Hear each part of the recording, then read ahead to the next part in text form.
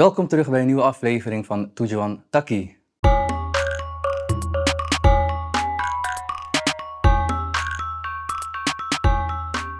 Beste kijkers en luisteraars, welkom terug bij weer een nieuwe aflevering. Vandaag weer aan tafel, logischerwijs met Davy, Christa en vandaag met Clarence. Clarence, alles goed? Ja, alles goed hoor. Dankjewel. Ja. Met de lach kom je binnen. Ja. Jij bent zeker op vakantie geweest? Ja. Maar ik ben nog niet zo lang geleden teruggekomen uit Indonesië. Ja. Ja. Oké. Voordat we daar naartoe gaan, niet naar Indonesië, Ik maar denk al, ja. naar je ervaringen daar. Ja. Kan je even iets over jezelf vertellen in het kort? Ik ben Clarence Jaman. In het dagelijks leven werk ik voor de overheid. Daarnaast ben ik heel erg gepassioneerd van muziek maken. Zowel live muziek maken, zowel als sessiemuziekkant, maar ook qua produceren en componeren. En dat kan ik ook inzetten bij de theaterproductie van 1000 dagen van Luzu. Mm-hmm. Ja. Mooi. Nou ja, wij kennen elkaar natuurlijk al een tijdje. Ja. Vanuit de scene natuurlijk. Ook wel regelmatig gesproken over cultuur, over muziek, over de scene. Dus hartstikke tof dat je hier aangesloten bent, zodat we het ook eventjes daarover kunnen hebben. Maar waar gaan we het over hebben? Waar wil jij het over hebben? Laat ik een keer anders doen. Nou, ik denk dat we alles gewoon spontaan kunnen laten gebeuren. En ik denk zeker wel dat we vanzelf op de onderwerpen of gespreksonderwerpen komen. Je had het net al over Indonesië bijvoorbeeld. Ja. Wat kan ik zeggen? Ik ben ongeveer een week geleden teruggekomen. Ik ben daar, de laatste keer dat ik daar was het 15 jaar geleden of zo, of nog langer. Maar ik moet wel zeggen dat ik realiseerde weer toen ik daar was, dat ik wel dat thuisgevoel. Toen ik daar, al op de luchthaven eigenlijk, als je aankomt en je wordt al aangesproken in het Indonesisch. Mm-hmm. Ja, dan denk je al van oké. Kan je Indonesisch? Ja, op zich wel een beetje. Laat ik het zo zeggen, als ik daar alleen zou rondlopen, dan zou ik me wel kunnen redden met mijn mengeling van Indonesisch en Engels en wat Javaans, als het om die regio gaat. Ja.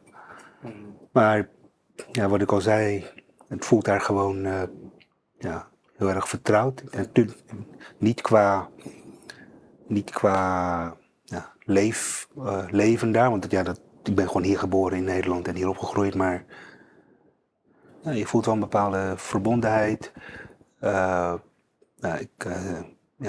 Heel gekscherend had ik ook zoiets van, iedereen lijkt zo echt op elkaar, op familie.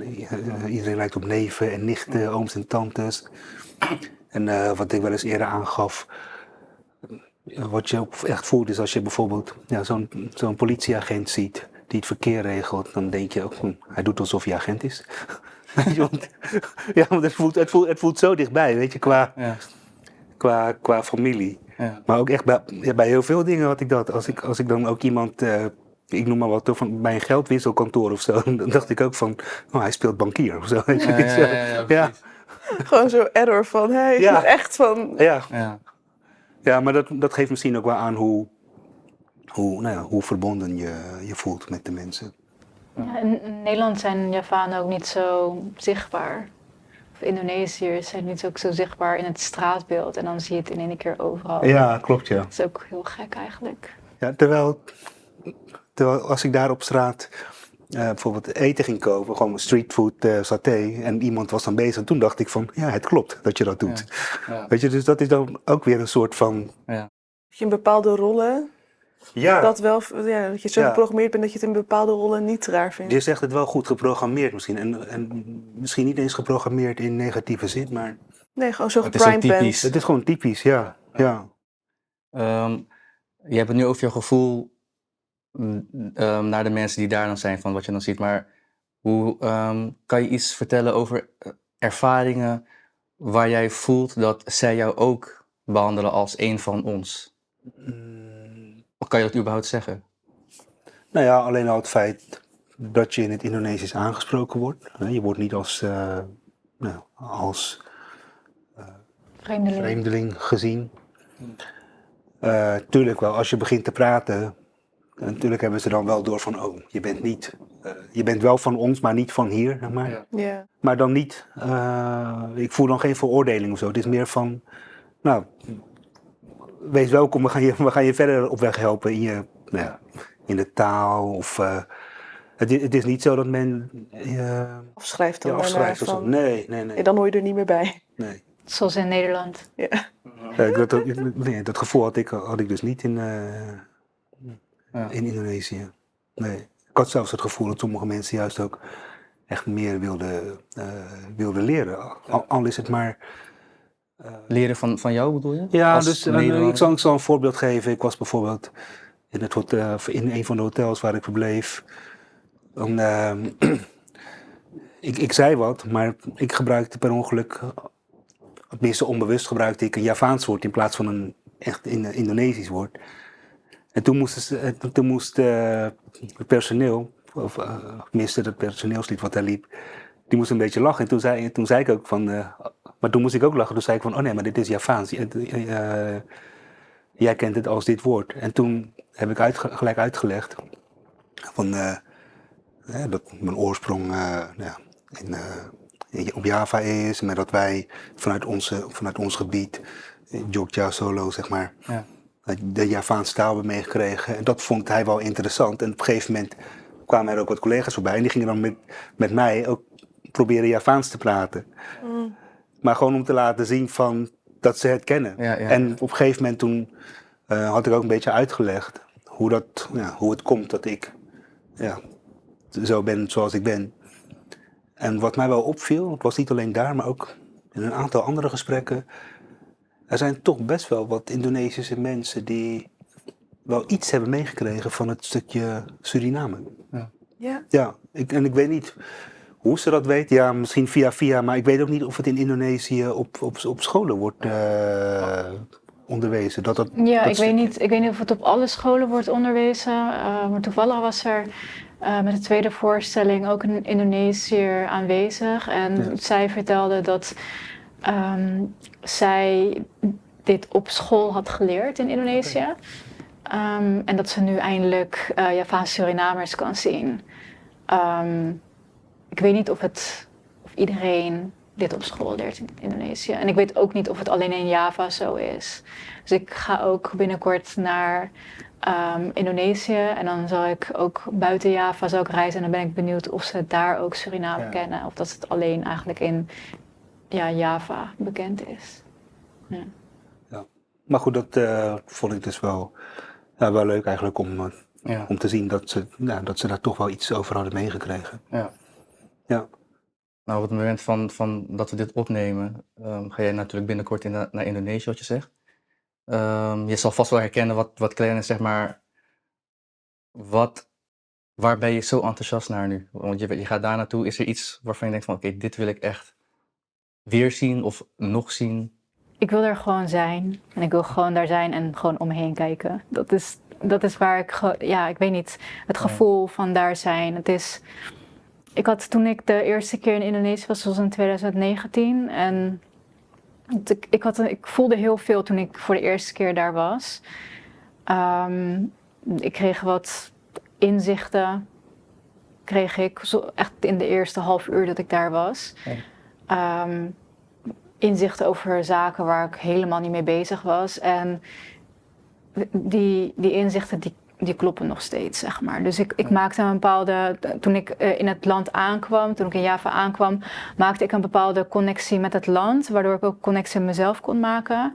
En dat is eigenlijk waar ik naar verlang. In Indonesië maak ik een bepaalde connectie met de omgeving, waardoor ik ook een betere connectie ook met mezelf kan maken. En kan reflecteren op mijn leven in Nederland en op mezelf. En, dus daar... Kan je een concreet voorbeeld noemen? Toen ik de eerste keer terugkwam uit Indonesië, toen had ik veel meer rust gevonden. En ik denk dat het kwam doordat, wat Clarence ook vertelt, dat weet je, de mensen die lijken allemaal op je, je wordt erkend. Dat je ergens bij hoort, dat je gewoon een van hun bent. Terwijl in Nederland maak je continu mee dat of ze weten niet wie je bent of je bent een vreemdeling. Ik denk dat het lijkt misschien iets kleins, maar het raakt toch wel iets fundamenteels of zo in je. Dat je gewoon bent wie je bent en dat je daar eigenlijk niet zo heel veel voor hoeft te doen. Je bent het al Je bent het gewoon. al. En Ik denk wel dat je hier zeg maar meer je relevantie ook moet bewijzen nog. ja, En je wie je moet bent hier ook. nog veel doen. En daar dan, ook al was ik daar voor de eerste keer, het was al gewoon zo. Ja. En dat gaf me rust en ik merkte dat ik dat ook toen ik in Nederland was, dat ik mijn emoties ook anders beleefde of zo. Ik merkte dat ik echt veel rustiger was geworden en dat ik had minder erkenning ook nodig van andere mensen. Bijvoorbeeld ik had, voordat ik naar Indonesië ging voor de eerste keer, had ik het vaak nodig dat mensen tegen mij zeiden van nee, zo bedoelde ik het niet. Het was gewoon, dit is niks, ik bedoelde het niet zo. En nadat ik de eerste keer terugkwam, dan is het voor mij al gewoon goed met heel veel dingen. Ik ben wat makkelijker geworden. Ja. Ja. Maar ik kan me wel voorstellen dat het wel, ik denk wel het ultiem gevoel is. Hè? Als je gewoon kan zijn wie je bent. Wees gewoon en het is al goed. Ja, maar ik herken wel wat Christa zegt hoor, want daar ben je gewoon Christa. Ja. Ja, dat is het eigenlijk. Ja. Je bent gewoon Christa, klaar. Ja. Je bent niet Christa en, zij is die... Ja. Nee, ik ben gewoon en ik besta gewoon. Ja. En je kan me ook niet wegmaken, want ik besta gewoon. Ik ben er gewoon. Ja, maar je hoeft ook niet zeg maar te vechten voor je bestaan. Je hoeft ook niet je relevantie te bewijzen dat Nee. je mag bestaan. En ook niet dat je hoeft uit te leggen waarom je bestaat. Of iets over je bestaan. Dat je dat ook of niet waarom je hoeft daar te doen. bent, zeg maar. Ja, dus daarom kan je Ja, echt ja. zijn, inderdaad. Ja. Want jij bent ook recent geweest naar Indonesië. Heb je dingen meegemaakt waarvan je wel denkt van, dit voelt toch niet helemaal lekker?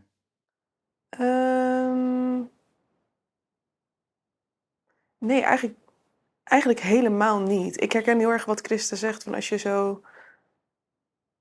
Ja, dat je een stuk connectie naar jezelf weer vindt. Maar ik ervaar dat als herstel of zo. Dat er iets, alsof er zo'n wond zit wat gewoon zich aan het herstellen is.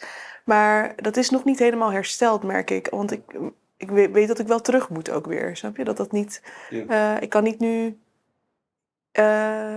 die connectie moet ik wel echt blijven houden. Er is nu niet een leven waarin ik niet... Nee, ik moet daar wel echt zijn of zo. Maar wat ik wel had, is juist andersom. Dus dat ik toen in het vliegtuig stapte weer.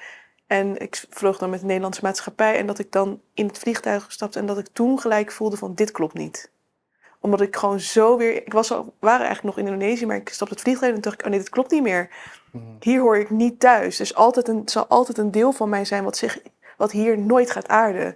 En dat vind ik ook heel vervelend voor mezelf. Omdat ik denk, ja, maar ik woon hier wel. Dat is wel de realiteit. En ik heb wel ook fijne tijden hier. En ook ik heb een gezin hier. Ik heb familie hier. Ik heb jullie hier, weet je wel. Loesoe hier. Dus het is niet niks. Maar er is toch ook een deel in mij wat nooit hier gaat aarden. Ja, echt dat fundamentele, denk ik. Want als ik in Indonesië ben, ik ervaar alsof ik weer als een baby terug ben in de baarmoeder van mijn moeder. En als ik in Nederland ben, dan voel ik alsof ik daar niet meer ben, maar dat ik nog wel vastzit met mijn navelstreng eigenlijk. Ja. Zo voelt Indonesië nu ik in Nederland ben, dat ik toch nog, weet je, dat ik daar... Ik voel een hele sterke connectie. En met Suriname voelt het iets anders voor mij.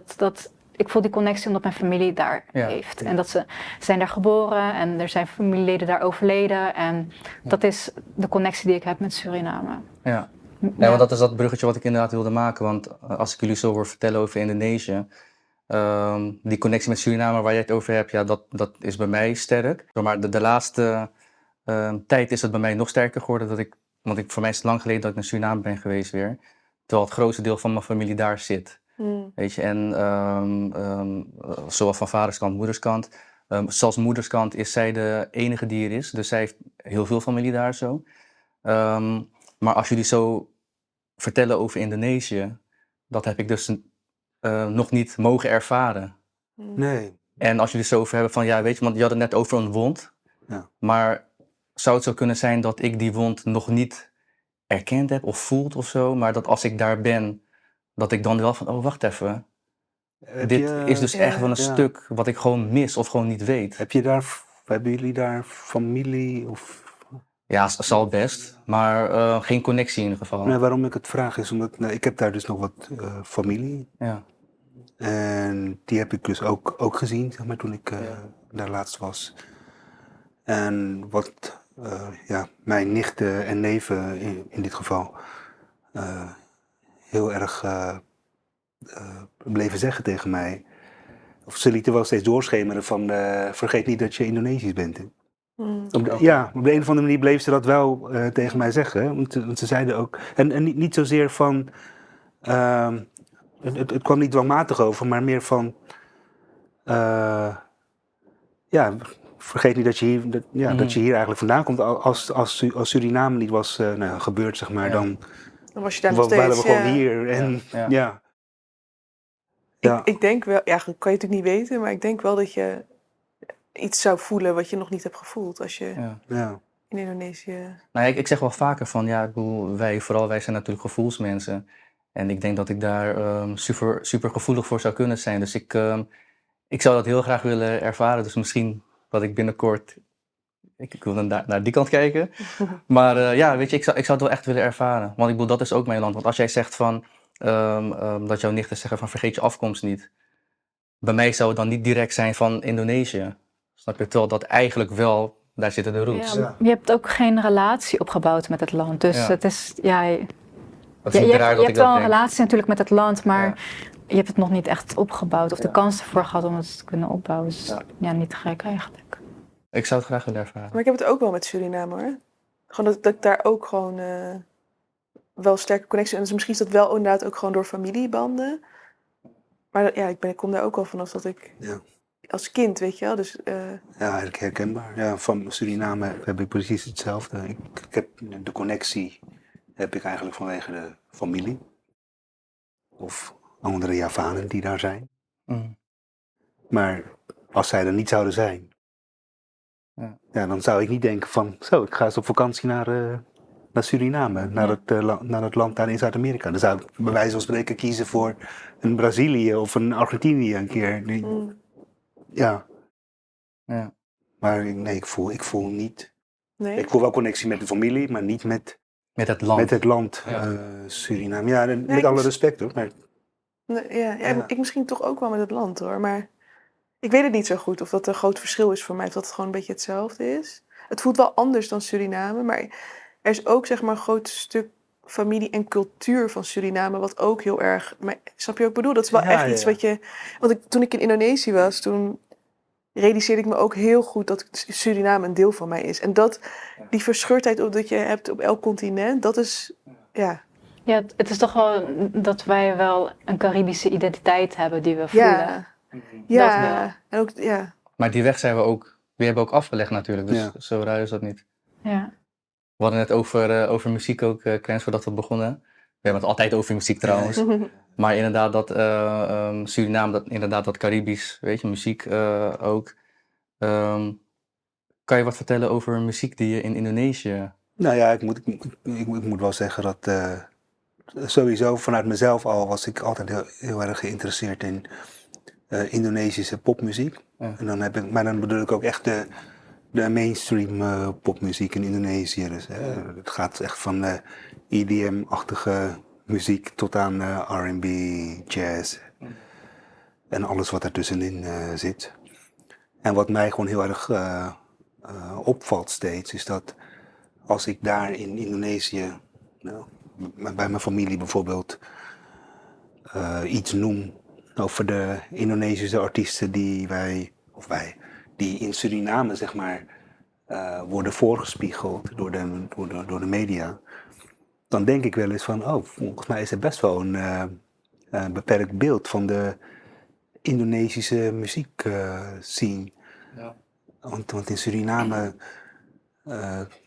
krijg je toch al gauw te maken met ik noem het maar even de dandoet, potjo-potjo-achtige muziek. En daar is niks mis mee.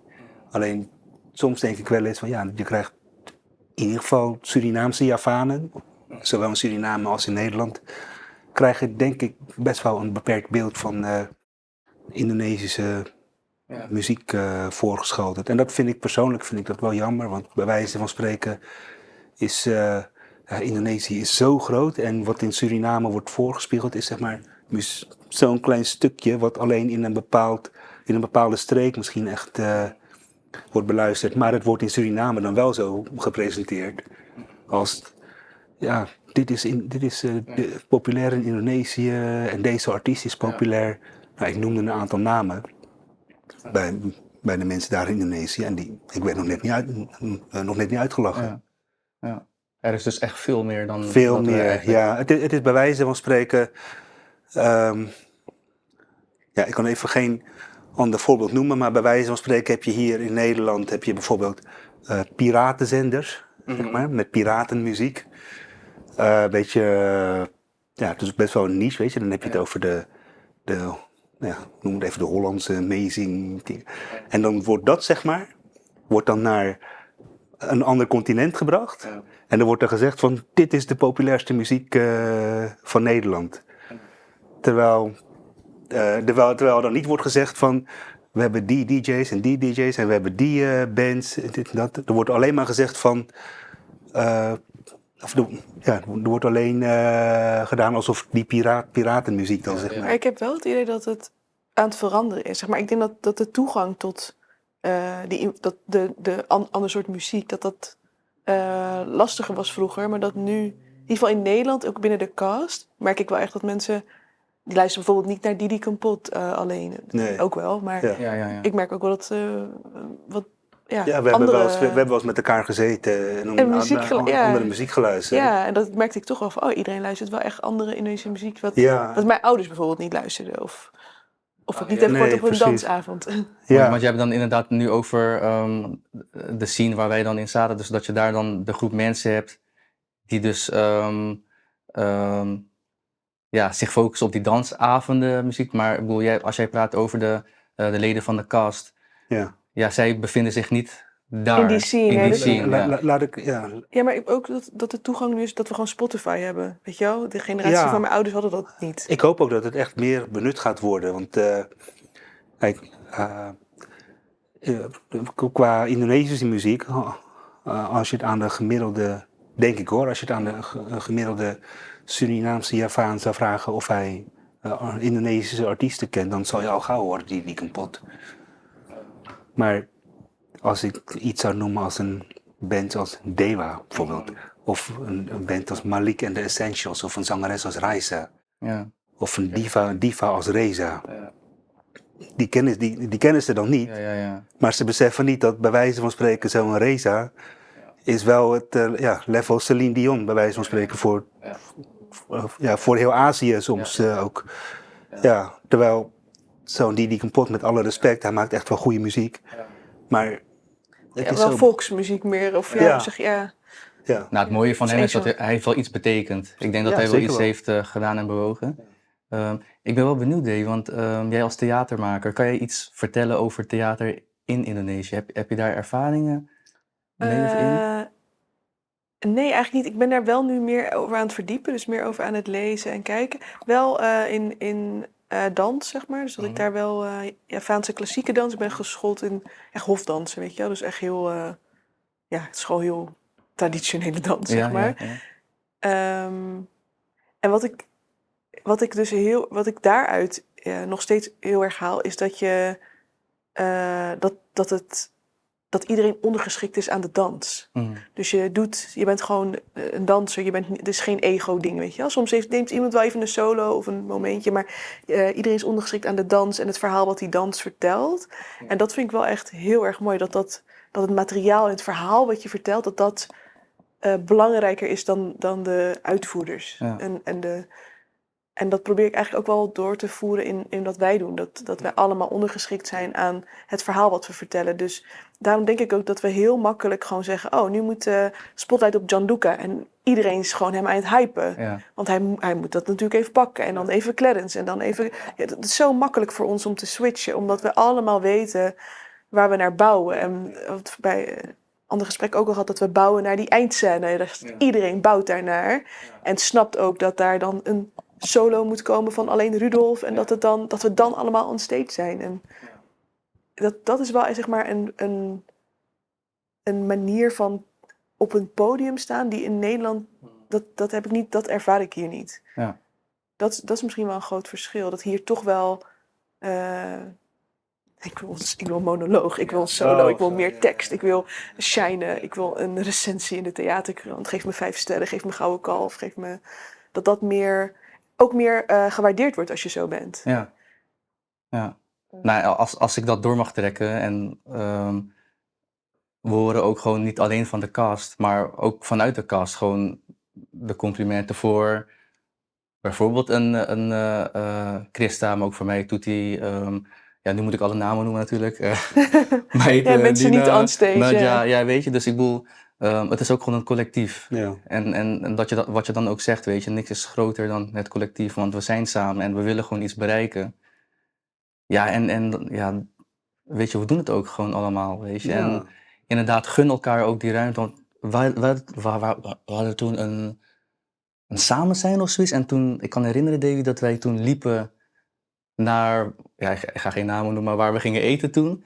En toen zei je ook van talenten herkennen Mhm. en ook laten shinen of zo. Ik weet niet, zijn dat de juiste woorden wat ik pak of zo? Ja, ik denk wat je bedoelt. Wat ik vaak meemaak is als ik stukken maak met mensen die niet een professionele opleiding hebben gevolgd, is dat die mensen gauw als amateur worden weggeschreven, weet je wel. Ja. Maar ik vind zeker binnen onze gemeenschap, deze voorstelling moest natuurlijk met alleen Javanen gemaakt worden, maar niet iedereen heeft de toegang gehad tot zo'n school. Ja. Want daar, kijk, je bent gewoon anderen aan het overleven en het is echt niet, ja, dat moet je echt wel privilege. Ik heb echt privileges gehad dat ik dat kon doen en dat ik gewoon de rust had om een auditie te doen. Dat is best wel, en dat, ja, ik weet niet, dat ik toch ergens een ding was dat ik dacht, nou, ik overleef vast wel. Terwijl het is natuurlijk financieel gezien en sociaal-economisch gewoon niet een slimme keuze om kunst te gaan maken. Ja. Dus ik snap, maar daardoor vind ik het wel belangrijk om te erkennen van dat er heel veel talentvolle mensen in onze groep zijn. Mhm. En het is ook belangrijk dat je het juiste licht schijnt op iemand. Want als ik bijvoorbeeld als ik jou gewoon in het donker zet, ja, dan gaat het niet goed komen. Als ik gewoon een spot op de juiste plek zet en iedereen op het podium die snapt dat, waar die moet staan, zodat jij even mag shinen, ja, dan kan dat staan. Dan word je ook beter. Dus het is ook dat ik probeer een balans te vinden tussen mensen ook uit te dagen, maar ook gewoon het juiste licht te schijnen. Dat is mijn verantwoordelijkheid als regisseur. Van, iemand moet ook een goed platform krijgen om te kunnen shinen. Mooi dat je zo erin staat. Ik kreeg net een soort van, of iemand blies in mijn oor, of nekhaar of zoiets. Maar volgens mij ben ik Janice vergeten. Want die gaat boos worden op mij als ik haar niet genoemd heb. Ja. Heb ik Toetie genoemd? Nee. Bij deze. Christa, help me, of je helpt me. Ben ik Yuri. iemand vergeten? Yuri. Yuri. Ik durf nu niet meer. Ja, dat is nee. Jeffrey. Oh ja. Heel belangrijk. Als ik jullie vergeten ben, vergeef ons. Want ik ga het nu ook op jullie gooien. Weet je, nee, maar het is allemaal goed bedoeld. En ja, fijn. Ik voel ook gewoon dat, weet je wat je zegt. En ja, dat ook belangrijk is. Want ik denk dat je op die manier ook gewoon ja, die vuist kan maken. Om uiteindelijk als gemeenschap gewoon gelift te worden. Ja. Ja, Ja, je moet gewoon in je kracht kunnen staan. ja, Dat is echt belangrijk. Van, ja. ja, ik kan ook bijvoorbeeld met een danser zeggen, ja, je moet nu een monoloog doen van 10 pagina's. Ja. Maar dat werkt gewoon niet. Ja. Die moet gewoon dansen. En dan moet ik ervoor zorgen dat hij kan dansen. Trouwens,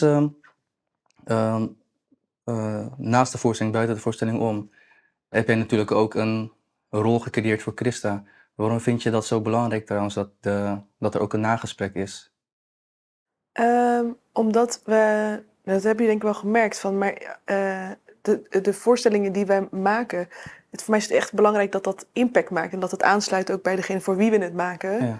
Dus ik zeg ook altijd, zodra de première is, dan geven we hem weg. Dan is de voorstelling ook niet meer van ons alleen, dan geven we hem weg. En dat merk ik ook als we spelen, dan krijg je ook de energie terug. En ja, elke voorstelling is gewoon anders, want je maakt iets met het publiek eigenlijk. Zij lachen om, stel, de afgelopen show werd er heel erg gelachen om de brieven juist. Mhm. Maar dat maakt het dat het een andere voorstelling, een andere betekenis had dan bij de vorige show. Dan was misschien, weet ik veel, juist alle pianostukken weer, of de saxofoonstukken juist een ding. Dus, en het is belangrijk dat het publiek ook dus de ruimte krijgt om te kunnen reageren op wat er gebeurt.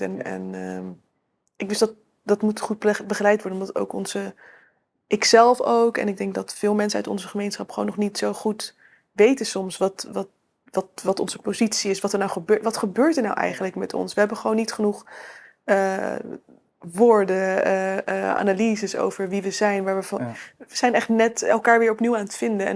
En Christa die is daar gewoon 24/7 mee bezig. Mm.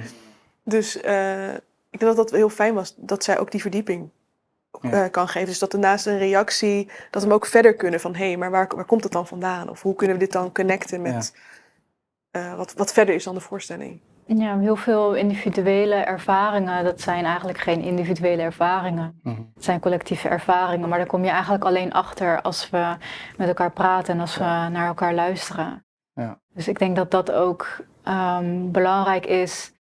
Niet alleen hoe wij onze identiteit op een individueel niveau beleven, maar ook dat we een collectieve identiteit gaan opbouwen. Ja. En dat doen we door met elkaar gewoon te praten en te luisteren, Ja. podcasts te maken en zo. Ja. Dat soort dingen. Ja. Met een lach. Wat is de mooiste vraag die je gehad hebt in zo'n nagesprek? Ik vond de opmerking die mij het meeste raakte was denk ik tijdens de première. En dat was een man die vroeg van wanneer zijn wij als Javanen nou eindelijk vrij? Dus het gaat over kolonialisme, gaat het. En ik vertelde toen ook, veel van ons zijn eigenlijk de eerste die niet onder het kolonialisme zijn geboren en hebben geleefd. Onze ouders die hebben nog onder het kolonialisme geleefd. En ja, wij zijn als eerste die niet onder het kolonialisme leven. Maar we moeten nog steeds bevrijd worden, inderdaad. En ik vond dat wel, die vraag, die zei eigenlijk heel veel. Ja. Wauw. Clarence? Jij... Een opmerking, of tenminste de soorten opmerkingen die mij wel best wel bijbleven. Het zijn de opmerkingen die vooral gaan over eindelijk heb ik een stem gevonden. Tenminste, dat soort reacties heb ik wel veel teruggekregen. Dus iemand die had bijvoorbeeld nog niet door dat ze eigenlijk dat dit was waar ze naar op zoek was. Dus ze vond iets, maar ze wist niet dat ze daar naar op zoek was. Dat soort reacties vind ik erg mooi. Maar ook inderdaad dat mensen zichzelf herkennen in de diverse situaties die middels de voorstelling ook naar voren komen. Ja.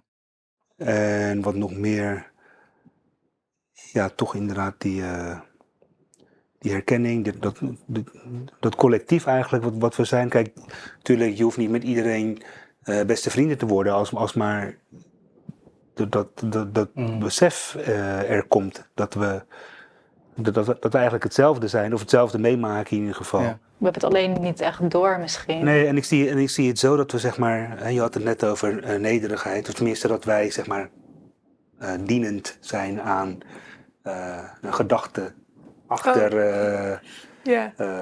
Niet nederig hoor, maar nee, wel dienend. Dienend bedoel ik. Ja. Achter wat betreft de gedachte achter de voorstelling. Ja. Maar ik zie het ook echt zo voor me dat er is een bepaalde identiteit of entiteit zou je bijna kunnen zeggen, die onzichtbaar is. En momenteel zijn wij zeg maar degene die, of onze generatie om het maar even zo te noemen, is degene die nu zeg maar even die entiteit of die wolk, die onzichtbare wolk zeg maar, genaamd Javaans collectief, draagt. En totdat wij zeg maar, totdat het tijd is om die verder te laten dragen door de volgende generatie. En het mooiste is natuurlijk als het dragen van die wolk niet meer nodig hoeft te zijn. Ja. Ik vind het wel mooi. Weet je waarom? Omdat je hebt over generaties. En dat betekent dat wij het ook moeten loslaten een keer. Dat een keer onze ideeën en dingen, dat het niet meer klopt. Dat vind ik mooi. Ik kijk ook heel erg uit naar de tijd dat ik gewoon 80 ben of zo. Ja. Dat zitten we hier misschien weer. Nou Dat jonge mensen ja. ons iets gaan leren. Je hoopt ook echt eigenlijk, of tenminste dat is wat nu even in me opkomt. Het zou mooi zijn als TZT, de volgende groep zeg maar, zo zal praten van... weet je nog, toen zij zich steeds moesten bewijzen... We hadden het net over herkenning en zo. Mijn moeder heeft het nog steeds over herkenning. En, hoezo? Dat speelt toch helemaal niet meer? Dat ze zo gaan... Ja, dat zou mooi zijn. Ja. Herkenbare dingen ook in het stuk voor jou? Ja, wat ik wel herken... Wat je zelf hebt meegemaakt? Nou, kijk, sowieso. Van huis uit heb ik wel dat van Sajen meegekregen. Hè? Dus de tafel die daar staat. Nog vroeger toen deed mijn vader ook zelf zeg maar, aan de Sajen-tafel de offers brengen en de gebeden opnoemen. En ja, dat brengt me eigenlijk alweer naar een stukje Javaans geloof. Mhm. Ja, ik wil daar zelf nog meer over leren, het zogenaamde Javanisme. Op zijn Javaans heet het volgens mij Kejawen. Maar ik merk dus dat heel veel van wat in de voorstelling terugkomt, sowieso ook 1000 dagen, de herdenkingsmomenten, dat zijn elementen die wel vanuit het Javanisme komen. En persoonlijk wil ik daar wel meer over leren, omdat sowieso die algehele mystiek eromheen, die spreekt me aan. Maar ook die connectie die er is tussen wij die nu hier leven en de voorouderverering die er is. En ja, zonder het gesprek een beetje te veel richting geloof te duwen. Kijk, heel vaak wordt er natuurlijk gezegd Javanen zijn Mohammedanen of moslims van oorsprong. Alleen wat ik zelf wel eens heb gemerkt, als je naar bepaalde Kundurens of Slamatans ging, dan werd er wel gezegd van ja, dat komt vanuit de islam, maar volgens mij is een Mitoni heeft niks met islam te maken. Nee. Sajen heeft ook niks met islam. Op een gegeven moment is er denk ik ergens is er een soort van vermenging. Hindoeïsme, boeddhisme, animisme zit erin. Ja. Maar goed, ja, wat ik dus zei, dat Javanisme als geloof, dat is wel iets waar ik zelf op zich wel meer over wil leren. Ja, het voelt toch meer als zo van dat is ons echte geloof. Want ik denk dat daar ook zeg maar, wat daar ook mee te maken heeft, is denk ik dan die Jarang Kepang. Voor de mensen die dat niet kennen, het is heel kort samengevat, volgens mij een dans waarbij mensen in trance zich openstellen voor entiteiten. Ja. En dat hoeft niet per se iets slechts te zijn. Maar ja, dat is denk ik ook wel iets wat aan het Javaanse geloof verbonden zit. Weet een van jullie dat trouwens? Want Jarang Kepang is natuurlijk Jaran van paarden, toch? Want, maar wat is Kepang?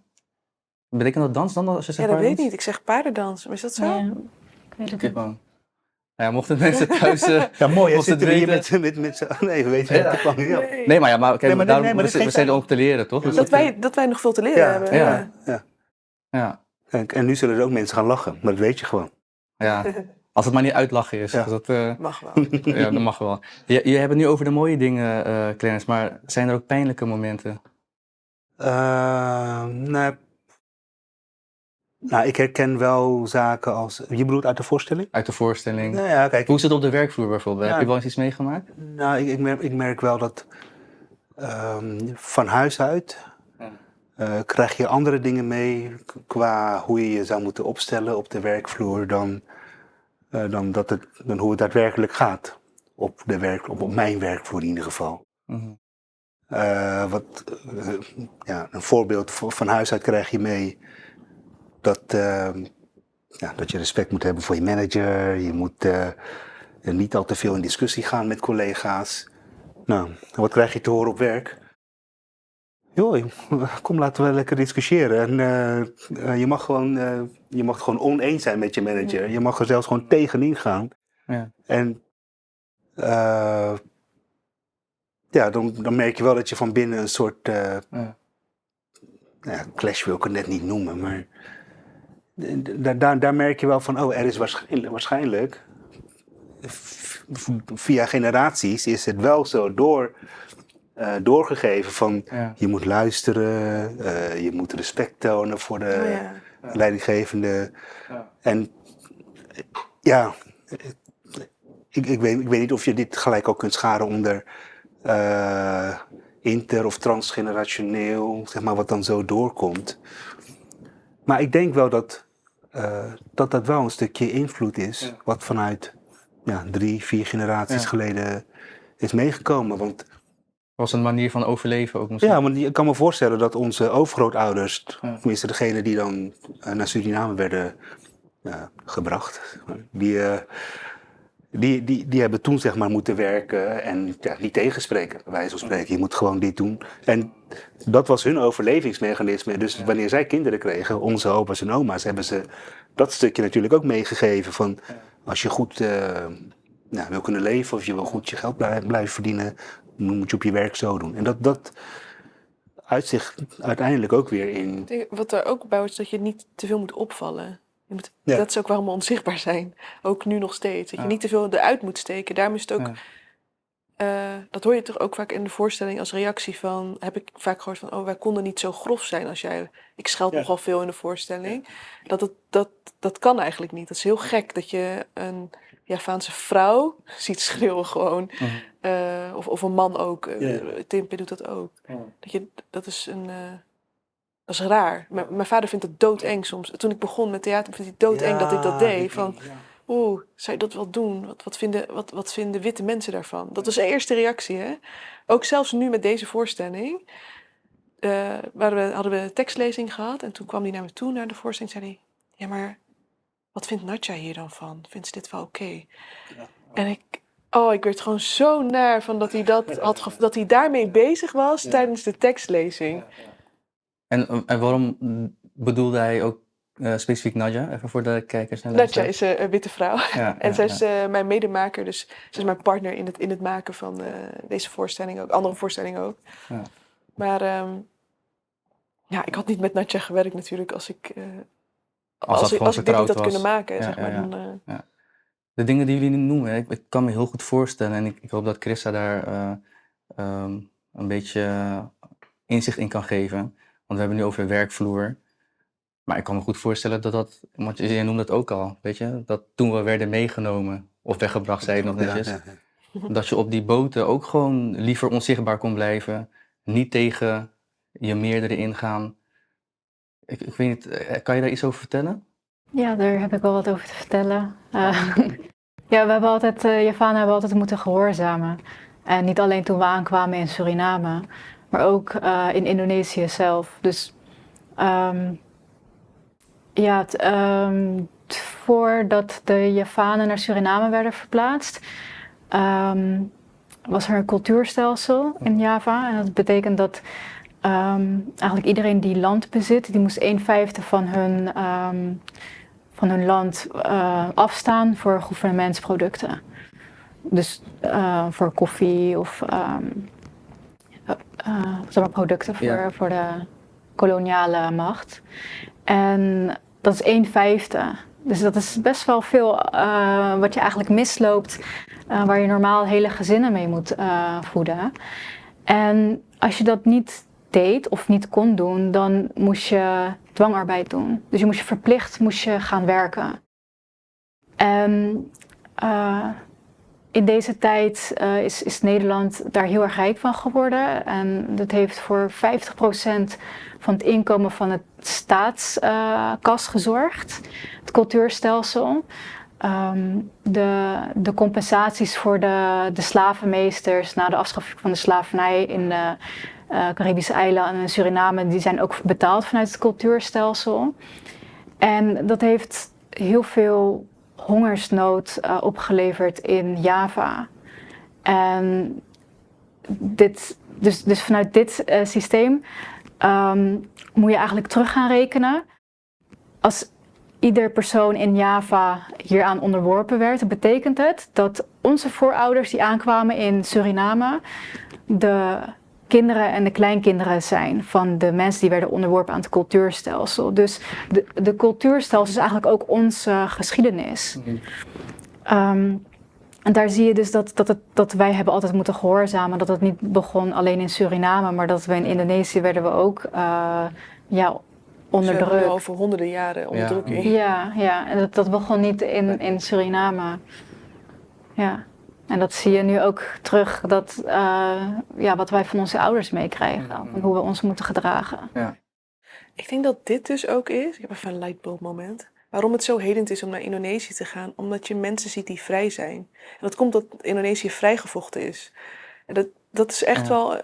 en wij zijn dat hier gewoon nog niet. Wij zijn niet vrij. Ja. En dat is denk ik wat me hield. Dat ik dat zie van, oh wacht. Ook zelfs als kunstenaar, mensen maken gewoon lekker kunst daar. Die gaan gewoon doen, het is gewoon a way of life. We moeten nu gewoon schilderen. We gaan schilderen, weet je wel. Terwijl ik moet kunst maken over dit soort ellende. Want dat is dan wat mij bezighoudt. Maar dat... Ja, want wij zijn als Javaanse Surinamers, die staan wel echt laag in de sociale hiërarchie in Nederland. Want wij dealen dan eigenlijk met de koloniale context of de overblijfselen van de koloniale context vanuit Suriname. Waar wij eigenlijk als laatste aankwamen in Suriname. Dus wij waren ook de laatste die emancipeerden. Dus de Javanen die konden nog niet eens lezen en schrijven. En er was al een elitegroep van nazaten van tot slaafgemaakte of andere contractarbeiders. Waren er al in Suriname. Terwijl wij nog niet konden lezen en schrijven bijvoorbeeld. En dat zie je nu nog steeds een beetje terug. Dat wij nog erg onzichtbaar zijn vergeleken met andere bevolkingsgroepen. De inheemse bevolking, de Surinaamse inheemse bevolking is ook nog heel erg onzichtbaar. Ja. En dat zie je dat we dat vanuit Suriname dan meemaken, dat we dan een beetje ondergesneeuwd worden. En vanuit Indonesië, dat je het Indische verhaal is heel dominant in Nederland. En dat we het ook niet alleen vanuit Suriname, maar ook vanuit Indonesië nog met de overblijfsel van die koloniale, die context moeten we nog mee leven. En in Indonesië, daar betekent Indisch niks meer. Nee. En de Surinaamse verhoudingen en zo, dat heb je daar niet in Indonesië.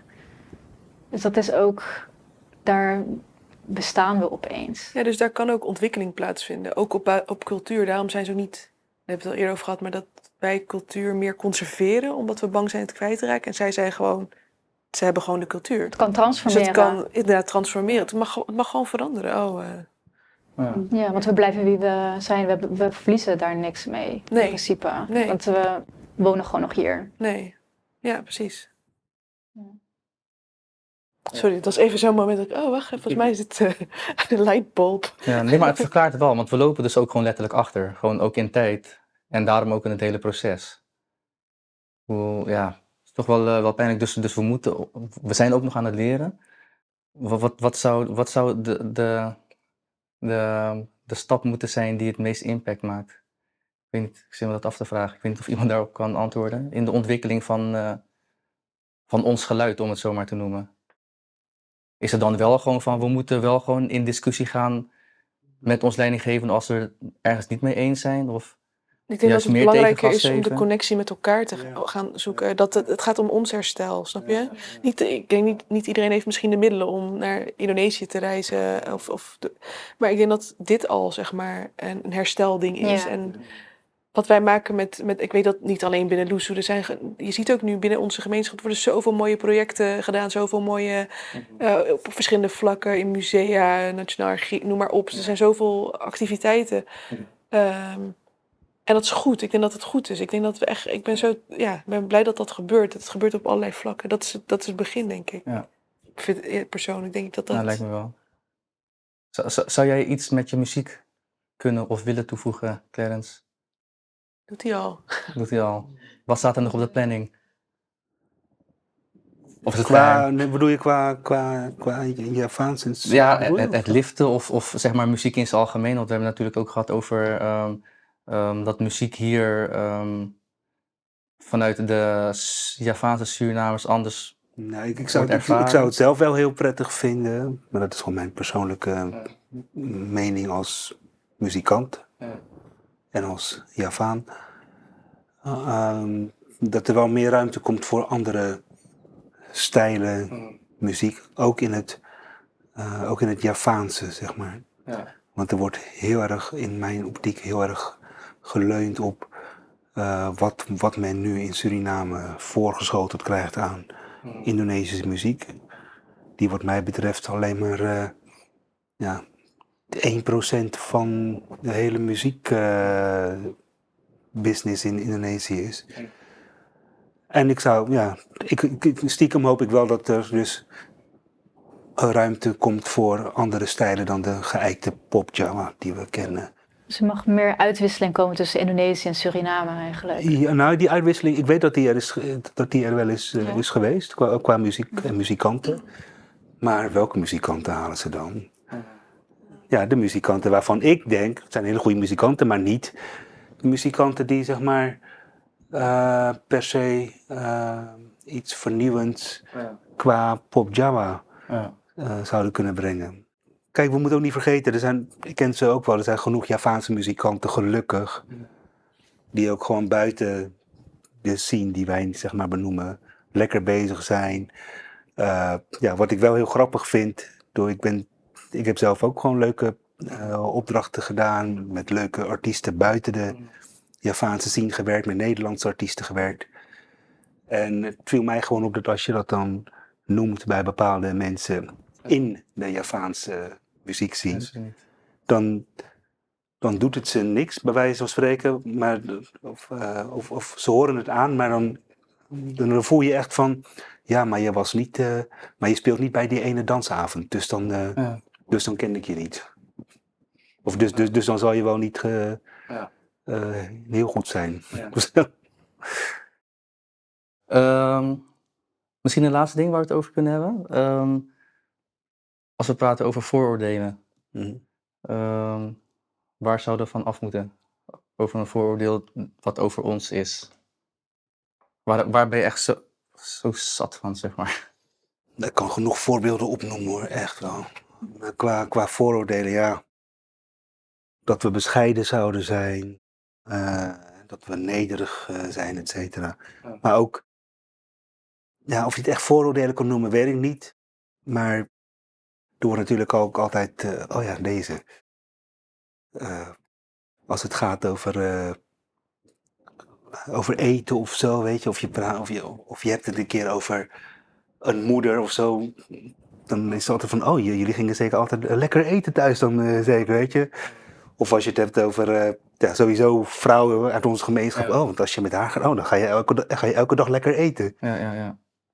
Ja, dat is, vind ik een soort van vooroordeel. Zo van alsof echt genoeg Javaanse vrouwen die Indomie maken. Dat is het dan, zeg maar, weet je wel. Nee, maar ook... We kennen ook mannen toch die al in Indomie maken. Ga geen namen noemen. Maar ook zaken zoals... ik heb wel eens meegemaakt dat ik weet niet of ik dat wel eens... Ja, volgens mij heb ik dat wel eens in een eerder gesprek aangegeven ook. Was ik bijvoorbeeld in een bedrijfsrestaurant. Ja. Nou, je loopt met je dienblad langs de schappen. Je ziet de vleeswaren, kaas en zo. Op een gegeven moment was er ook iets van sambo kaas. Ja. En de witte collega die dan gewoon misschien wel goed bedoeld aangeeft van... klik, sambo kaas, Clarence. Dat vind jij wel lekker, volgens mij.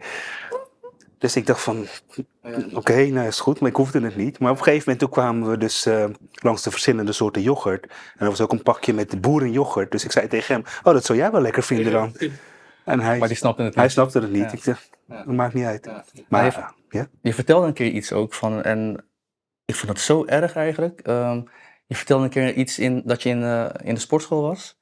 En een witte man die, jij was op die loopband bezig. Ja, ik was aan het rennen op zo'n hardloopapparaat.